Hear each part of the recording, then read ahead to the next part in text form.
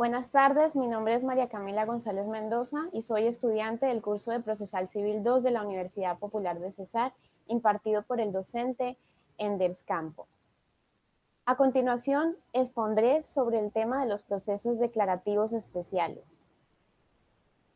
Los procesos declarativos especiales tienen un trámite especial, valga la redundancia, y están contemplados en el Código General del Proceso, a partir del artículo 399, que hace parte del título tercero de la sección primera del libro tercero del mismo código. Estos se llaman especiales porque no se aplican las reglas generales del proceso verbal y verbal sumario contenidas dentro del Código General del Proceso. Dentro de esta clasificación encontramos 4 procesos, los cuales son expropiación, que corresponde al artículo 399, el deslinde y amojonamiento, el cual se ubica en los artículos 400 al 405 del Código. Después encontramos el proceso divisorio, el cual corresponde a los artículos 406 al 418. Y por último, el monitorio, el cual se establece desde el artículo 419 al 421.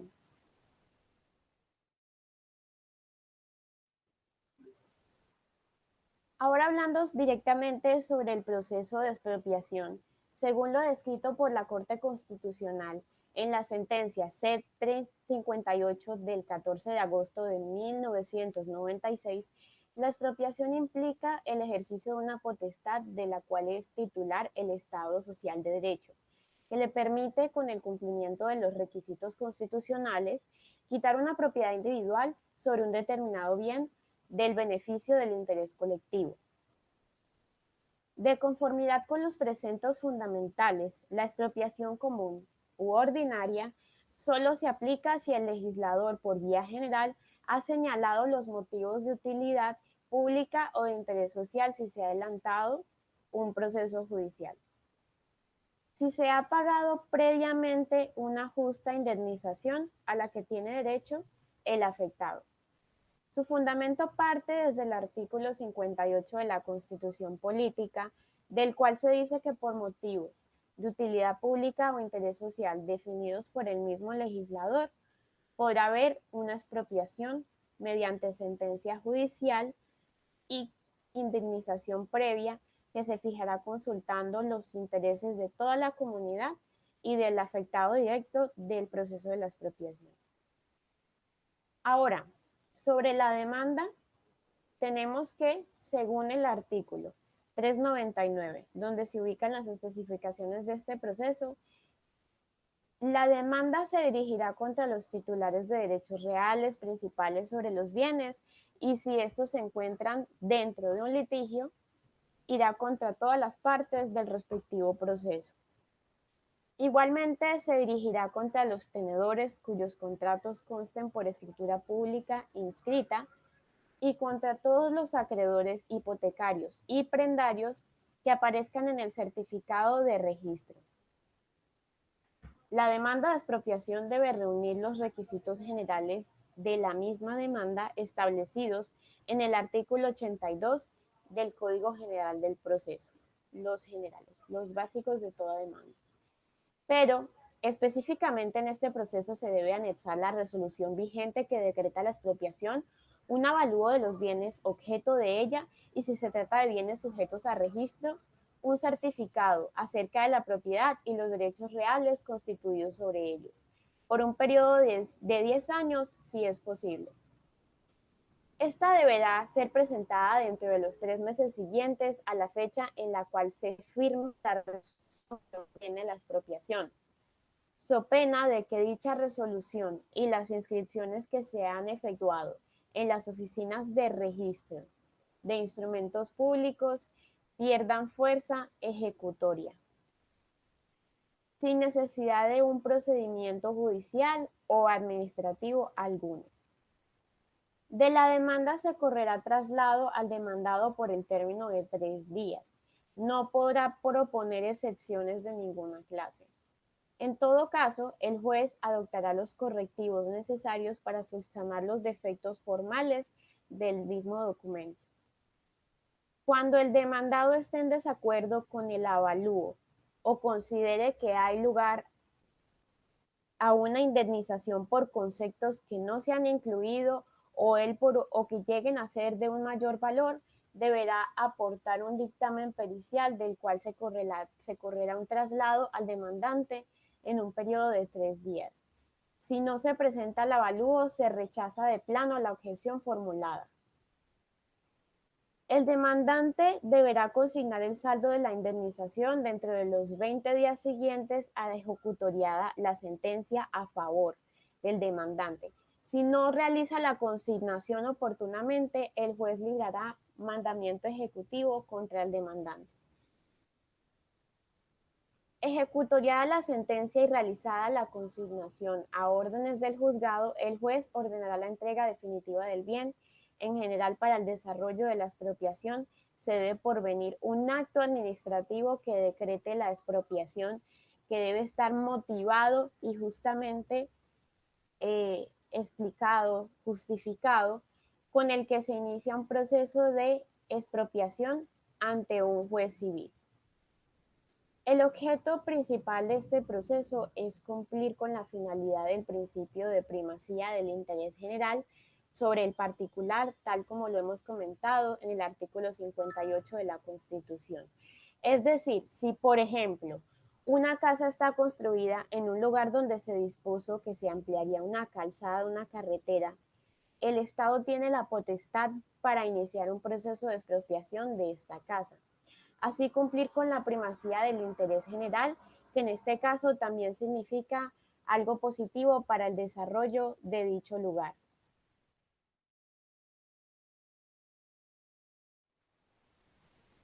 Sobre el proceso del deslinde y el amojonamiento, se tiene como definición de la Real Lengua Española que la acción de deslinde es la de fijar los linderos en un terreno con relación a los colindantes, es decir, con aquellos límites que no se llegan a tener claros.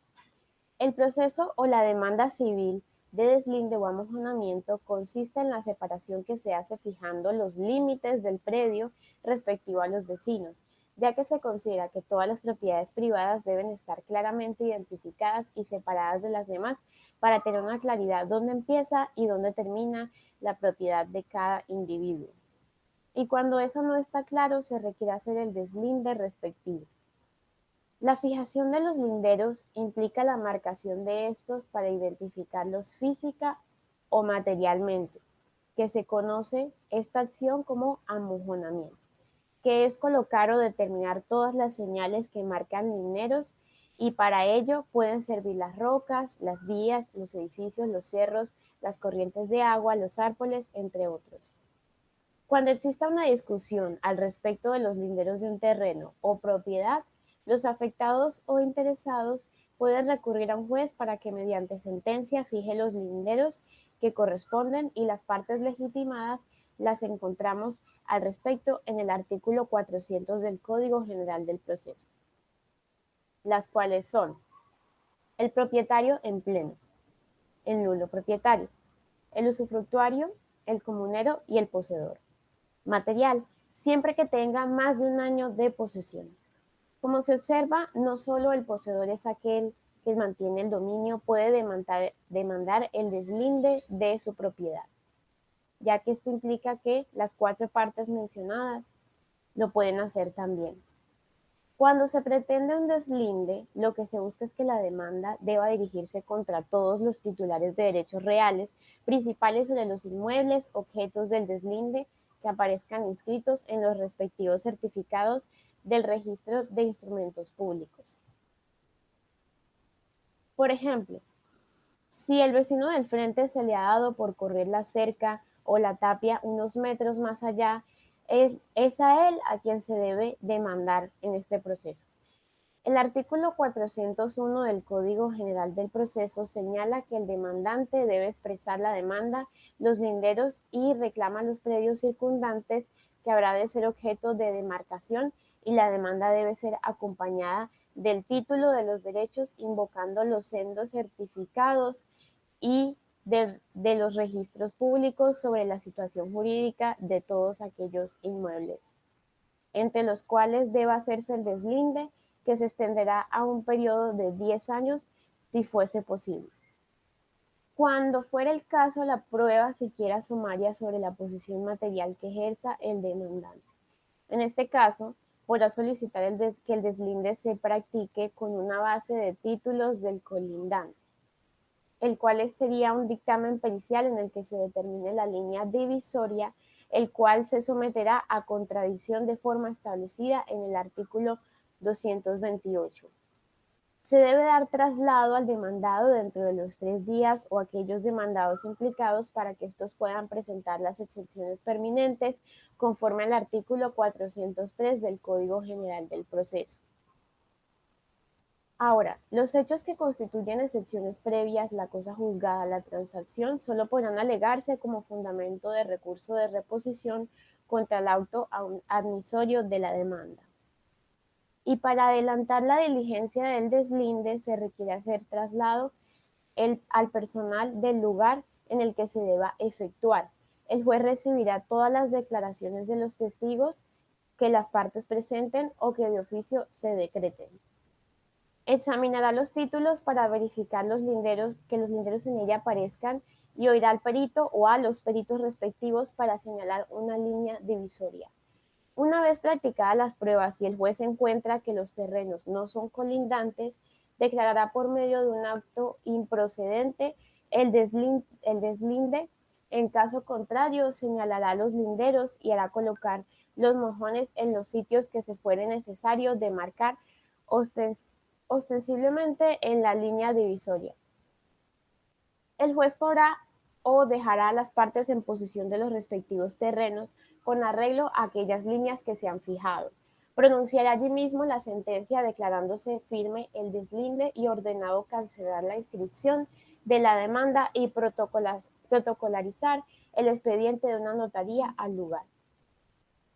Hecha la protocolización, el notario expedirá a las partes una copia del acta de la diligencia para su inscripción en el competente registro. Las oposiciones a la entrega formuladas por terceros se tramitarán de forma como está dispuesto en el artículo 309.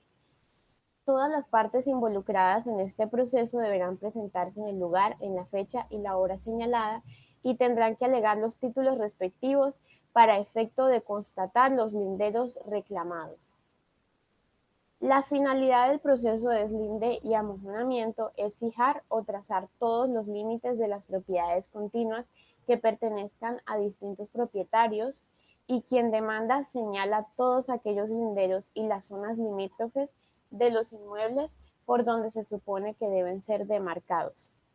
Los propietarios colindantes pueden oponerse a dichos linderos por estos ir en contra de lo que ellos tienen respecto a sus inmuebles. Quien pretenda oponerse al deslinde solicitado debe hacerlo en la misma diligencia. El deslindamiento conforme lo señala el artículo 404 del Código General del Proceso, que se contempla en un periodo de 10 días siguientes. El opositor de la decisión deberá formalizar el escrito de oposición mediante una demanda en la cual podrá alegar los derechos que considere tener en la zona discutida y solicitar el reconocimiento y el pago de mejoras puestas en ella. Una vez que se encuentre vencido el término señalado sin que se hubiere presentado la demanda, el juez declarará desierta la oposición y ordenará las medidas indicadas en el numeral 3 del precedente artículo y ejecutoriado el auto que, si lo ordene, pondrá a todos los colindantes en posición del sector que le corresponde según lo que se estableció en el deslinde. Cuando no la tuvieran, sin que en esta diligencia pueda admitirse una nueva oposición, salvo la de ciertos terceros, contemplada en el numeral 4 del precedente artículo. Una vez presentada en el tiempo de la demanda, de ella se correrá un traslado del demandado por 10 días, con notificación por estado, y en adelante se seguirá el trámite del proceso verbal.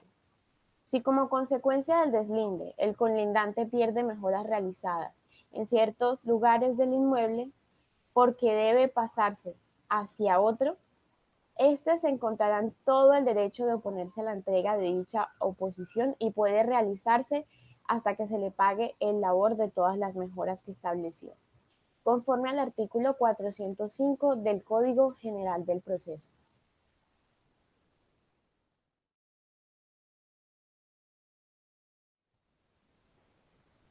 A continuación seguiremos con el proceso divisorio, el cual hace referencia a una acción civil o demanda que se pretende que el juez decrete ante la división de un bien pro indiviso, o que se establezca su venta, según lo solicite el demandante. Una propiedad o bien pro indiviso puede ser una casa, por ejemplo, en la que permanezcan varias personas donde cada una tiene una parte de ella sin especificarse qué parte le pertenece a cada individuo. Cuando la propiedad de una cosa le pertenece a varias personas, a estas mismas se les denomina por comuneros. Por ejemplo, en la sucesión, el señor Santiago, solo hay un bien que es una casa, y los herederos de dicha casa son sus hijos, María, Salomé y Jaime. Sus hijos son condueños o comuneros de la propiedad de la casa que les ha heredado su padre. Teniendo en cuenta lo anterior, el caso en el que María ya no quiera compartir la casa con sus condueños puede interponer una demanda divisoria, es decir, un proceso divisorio en virtud del cual se procederán a dividir el bien si es susceptible de división o si no se dispondrá a la venta del dicho bien para que a cada quien se le entregue lo que les corresponde. El proceso divisorio lo encontramos establecido en el artículo 406 del Código General del Proceso. Fija las siguientes reglas. Todo comunero puede pedir la división material de la casa común o su venta para que se distribuya el producto. La demanda debe dirigirse contra los demás comuneros y ella debe ser acompañada de la prueba que el demandante y los demandados son condueños. Si se trata de bienes sujetos a registro, se presentará también el certificado del respectivo registrador sobre la situación jurídica del bien y su tradición, que comprenda un periodo aproximado de 10 años, de ser posible. En todo caso, el demandante debe acompañar esto con un dictamen pericial que determine el valor del bien, el tipo de división que fuera procedente, la partición de ser el caso, y el valor de las mejoras que así éste reclama. La demanda se puede interponer ante cualquiera de los comuneros y debe ponerla contra los demás, es decir, los codueños, y un codueño establece la demanda ante los otros comuneros. La finalidad del proceso divitorio es que se pueda efectuar la separación de la propiedad que dos o más personas tienen en común sobre un bien. Si este bien no es susceptible de dicha división, en derecho procesal civil, se establece entonces que se procede a la venta, que surge como la solución de la dicha propiedad compartida para que esta misma deje de existir. Por ejemplo, una finca es susceptible de ser dividida, pero no un apartamento. En el caso del segundo, se ordenará la venta para dividir el dinero de este producto entre los comuneros. Lo ideal es que la propiedad pro indiviso se divida amigablemente entre los comuneros mediante una escritura pública y así evitar este proceso judicial. Sin embargo, una vez es admitida la demanda divisoria, se le debe notificar el auto admisorio al demandado o demandados. Conforme a lo que establece el artículo 409, se dice que en este auto de la demanda se ordenará correr un traslado al demandado en el plazo de los 10 días siguientes. Y si se trata de bienes sujetos a registro, se ordenará su inscripción. Si el demandado no está de acuerdo con el dictamen, podrá aportar otro o solicitar la convocatoria de un perito a audiencia para interrogarlo. Si el demandado no alega pacto de indivisión en la contestación de la demanda, el juez declarará por medio de un auto la división o la venta solicitada según corresponda en dicho caso. y en el contrario se convocará audiencia y en esta se decidirá. Los motivos que lleguen a configurar las excepciones previas se deben alegar por medio de un recurso de reposición contra el auto admisorio de dicha demanda. El auto que decrete o deniegue la división o la venta es igualmente apelable. Recordemos que el demandante debe adjuntar un dictamen pericial sobre el valor comercial del bien. Dicho dictamen puede ser refutado o demandado para los otros comuneros, los cuales deben aportar otro peritaje o solicitar la comparecencia del perito que realizó el peritaje aportado por el demandante. Cuando proceda a la división del bien, este será conforme a lo que se señala en el artículo 410 del Código. Ejecutoriado el auto que decreta la división, el juez dictará la sentencia en la que se determinará cómo será la partida de la cosa, teniendo en cuenta los dictámenes aportados por todas las partes. Cuando la división verse sobre bienes sujetos a registro, en la sentencia se ordenará la inscripción de la partición. Y una vez se registre la partición material, cualquiera de los asignatarios podrá solicitar que el juez le entregue la parte que se le haya adjudicado. Como se ha señalado, si materialmente es imposible dividir la propiedad por indiviso, para adjudicar a cada uno su parte, se procede a hacer la venta, para luego definir el dinero obtenido en esta. El trámite a seguir está regulado en el artículo 411 y nos establece que se procede al secuestro y remate del bien. El remate que será conforme se hace en el proceso ejecutivo. Si las partes fueran capaces, podrán de común acuerdo señalar el precio y en base al remate, antes de fijarse la fecha para la licitación, cuando el secuestro no se pudiera realizar por haber prosperado la oposición de un tercero, se evaluará y rematarán los derechos de los comuneros sobre dicho bien. En la forma prevista para el proceso ejecutivo, frustrada la licitación por falta de postores, se repetirá cuantas veces sea necesario y la base para hacer la postura será entonces el 70% del avalúo. El comunero que se presente como postor deberá consignar el porcentaje legal y pagar el precio del remate de la misma forma que los terceros, pero con deducción del valor de la cuota proporcional de aquel.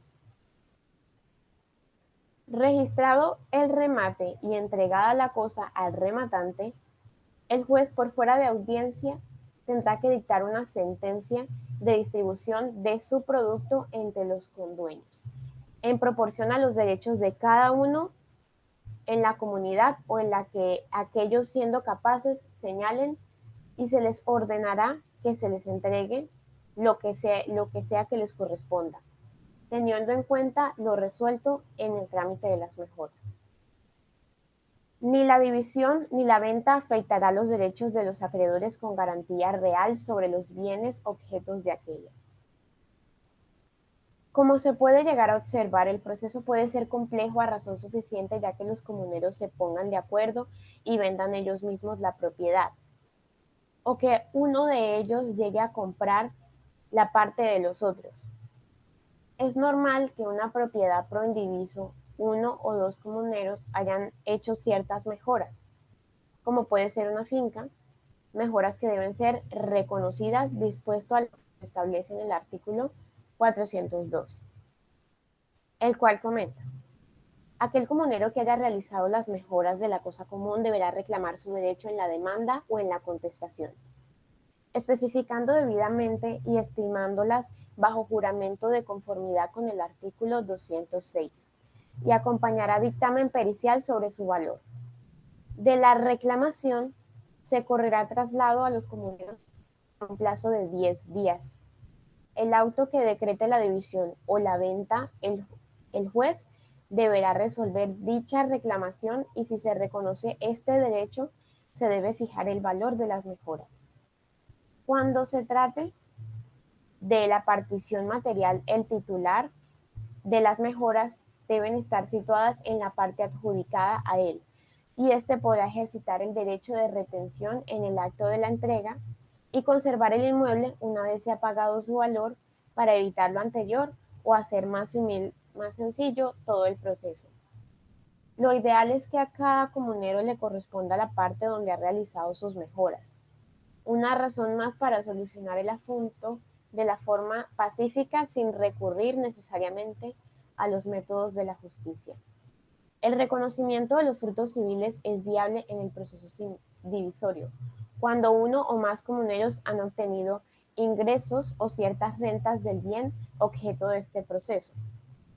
Todos los comuneros tienen derecho a rentas que se genere el bien pro indiviso. Y si solo uno de los comuneros ha administrado y disfrutado de estas rentas, los otros comuneros tienen derecho a reclamar esos frutos civiles. Por ejemplo, si en un apartamento que le pertenece a 3 personas está arrendado, el valor del arrendamiento debe distribuirse entre las 3 personas según la partición que se establezca para el bien. Y si esta distribución no se ha hecho, al hacer la división del bien, se pueden reclamar esos dineros, que se conocen como frutos civiles. La reclamación de los frutos civiles debe hacerse bajo el mismo proceso divisorio y debe cumplirse con lo señalado en el artículo 206 del Código General del Proceso.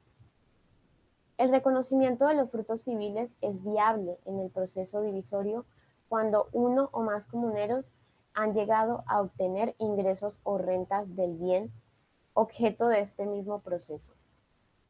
Todos los comuneros tienen derecho a obtener las rentas que genere el bien pro indiviso, y si solo uno de los comuneros ha hecho esa administración, estas deben dividirse entre los otros.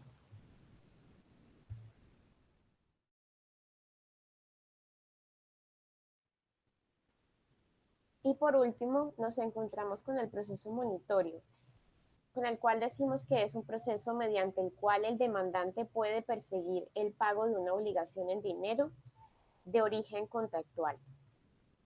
El artículo 419 del Código General del Proceso define de la siguiente forma: quien pretenda el pago de una obligación en dinero de naturaleza contractual determinada y exigible que sea de mínima cuantía, podrá promover proceso monitorio con sujeción a las disposiciones de este capítulo.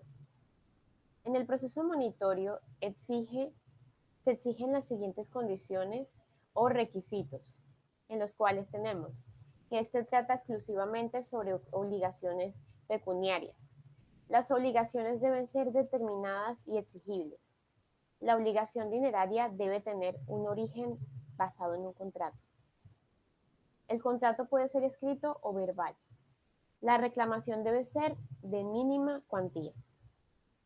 Es importante enfatizar que el proceso monitorio no procede cuando las obligaciones son distintas a las que son dinerarias, como la obligación de hacer o de no hacer. De acuerdo al artículo 420 del Código General del Proceso, nos comenta que el proceso monitorio, la demanda debe contener la designación del juez a quien se dirige, el nombre y el domicilio del demandante y del demandado, y en su caso de representantes y apoderados. La prestación expresada con precisión y claridad. Los hechos que sirven como fundamento de las pretensiones, en este caso el pago, debidamente determinados, clasificados y numerados con la información sobre el origen contractual de la deuda, su monto exacto y sus componentes. La manifestación debe ser clara y precisa sobre el pago y la suma del adeudada. Esta no depende del cumplimiento de una contraprestación a cargo del acreedor. Las pruebas que se pretendan hacer valer, incluidas todas las solicitudes para el evento en el que el demandado se oponga, el lugar y las direcciones físicas y electrónicas donde el demandado recibirá las notificaciones. Y por último, los anexos pertinentes previstos en la parte general del Código. El artículo 421 del Código General del Proceso señala que el trámite se da la demanda a un proceso monitorio y señala el inciso primero. Si la demanda cumple con los requisitos ya establecidos, el juez ordenará requerir al deudor que pague en un plazo de 10 días o que exponga la contestación de la demanda y las razones concretas que le servirán de sustento para negar total o parcialmente la deuda que se le es reclamada. Es decir, que el demandado cuenta con 10 días para dos cosas. En primera medida, pagar la deuda o negarse a pagar la deuda, pero exponiendo todas las razones para no hacerlo. De lo anterior, se advierte que el proceso monitorio sirve para que el juez requiera o avise al demandado para que pague una deuda sin que llegue a ser una ejecución como tal. Y que el juez llegue también a declarar la existencia de dicha obligación. Ese requerimiento o aviso de pago al deudor va acompañado de una advertencia sobre las consecuencias de no pagar o de no justificar la decisión de no pagar conforme al inciso del artículo 421 del presente código. El auto que contiene el requerimiento de pago no admite recursos y se notificará personalmente al deudor con la advertencia de que si no paga o no llega a justificar su pago, se dictará la sentencia que tampoco admite recursos y constituye como cosa juzgada, en la cual se le condenará al no pago del monto reclamado, de los intereses causados y de los que causen hasta la cancelación de dicha deuda. Si el deudor llega a satisfacer la obligación de la forma señalada, se declarará terminado el proceso por el pago. El auto que contiene el requerimiento del pago no admite recursos y se notificará personalmente ante el deudor con la advertencia de su no pago. Muchas gracias por la atención presentada.